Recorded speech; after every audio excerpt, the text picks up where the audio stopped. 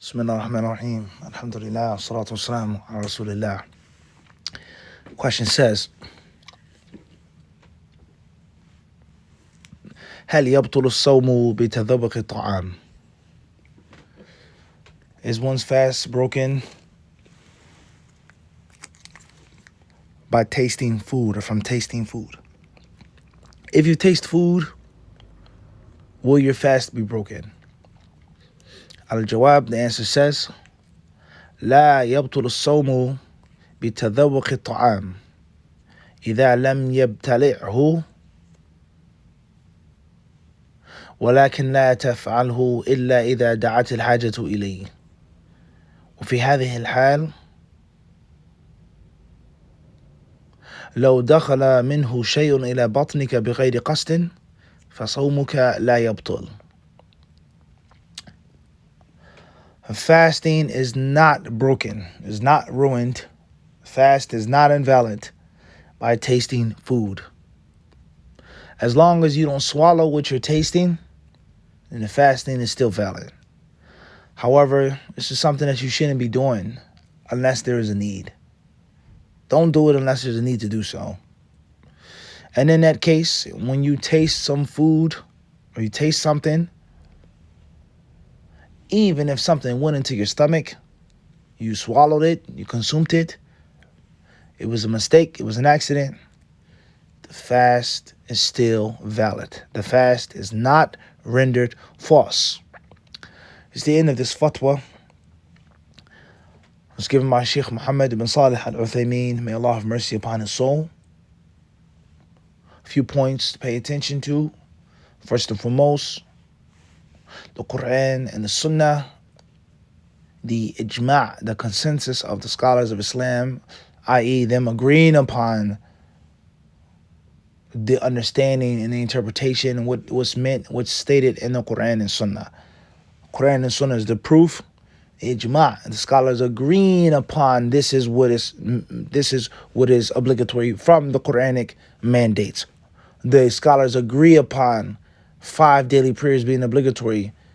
It's not a proof, ijma', it's not a proof just because the scholars say so. No, they're making consensus that this is what is the rule from the Quran. Understand?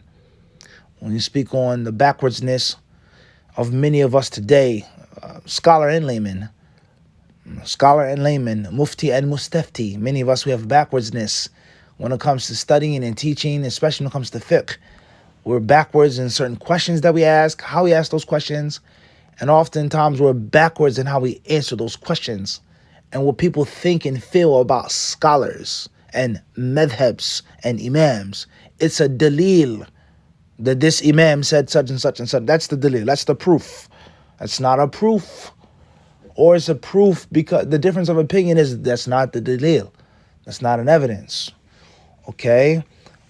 So that's people being opinionated, or what we say, having a full cup, asking a question with a pre-assumption, asking a question with what I heard, what I thought, not having the proper knowledge, but continuing to talk and speak. And at the end of speaking and talking, a person says, I don't know anything, so why are you talking?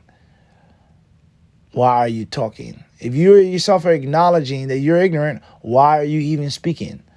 What is the ruling on this, that, and that's it. Khalas, done. Now, I heard Shaykh Fulan, Brother Fulan, Imam Fulan, in my country, my culture, I've never seen that before. I've never heard that before. Just ask the question. Empty your cup. Yeah, Shaykh, what is the ruling on wearing such and that's it. End of discussion. All right?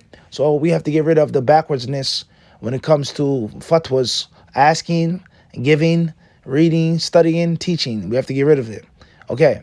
So first and foremost is there's a difference between eating and drinking. That was the Quran and Sunnah states is haram, nullifies the fast. Eating and drinking. Tasting food, smelling the food, it's not eating, it's not drinking. Secondly, in the case of a mistake, even though one tasted the food, but I did not have the intention on eating it and consuming it, fast is still valid. Deeds are only based off of intentions. Thirdly, this fatwa teaches us how to deal with wiswas. Wiswas. Wiswas. All right? The spiritual OCD, the psycho-spiritual OCD. I said it by accident. I was thinking about it. The Imam in the Salah, he recited Surah Talaq, and my wife asked me, what surah was the Imam recited? And I said, Talaq. Is my wife divorced? Abadan. Let alone if a person said it by mistake. So the qasd, intention, is paramount. The intention is paramount. The intention is paramount. Okay? Now, one may ask, and last but not least, this fatwa here, this Mufti, he says that a person shouldn't do this unless there's a need. A person, i.e., a person isn't just to go around tasting food. Oh, let me taste that. Oh, this is good. Let me, they say that. But if there's a need. Now, what would that need be? What would that need be? Obviously, just because you don't eat and drink during the daytime doesn't mean that you don't prepare food and drink. So I'm making tea to go to the mosque, to go to the masjid or the masjid. I'm making tea, I'm making coffee at 4 p.m. I have to make sure that the coffee isn't too bitter or it's not too sweet, etc. Something's wrong, something happened with my coffee maker, etc. The tea, I need to make sure that the blend is right. The chai, the herbs, the spices, the this. I have to make sure I can't show up and bring 3 flasks or 3 coffee dispensers, 3 dispensers for chai and give it to the masjid and it tastes bad. That's going to be a waste of money, and it's going to spoil the opportunity of me giving sadaqah to the believers and feeding the believers. So therefore, I need to taste it. This is the recipe. I use measurements or I don't use measurements. I still need to taste it. A woman cooking. Obviously, we don't want to be misogynists. A man cooking, anybody cooking, a non-binary, it doesn't matter what pronoun, he or she, whatever. Somebody cooking the food, right? They need to make sure that it's not too salty. It's a big pot of food, a lamb stew that I'm making. It'll be a waste of money, which is haram and prohibited. And the people won't be able to eat if it's too salty or if it's awfully bland, etc. So these are some of the reasons why a Muslim will be in need of tasting the food. And obviously there are professional tea tasters. FYI, you'd be shocked if you look at how long a person has to study to become a tea master, and how many types of teas he or she has to taste.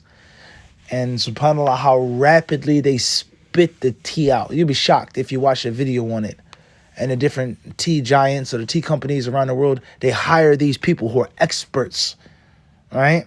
And recognizing, tasting, so on and so forth. So those are some of the instances or circumstances in which it will be a need to taste food.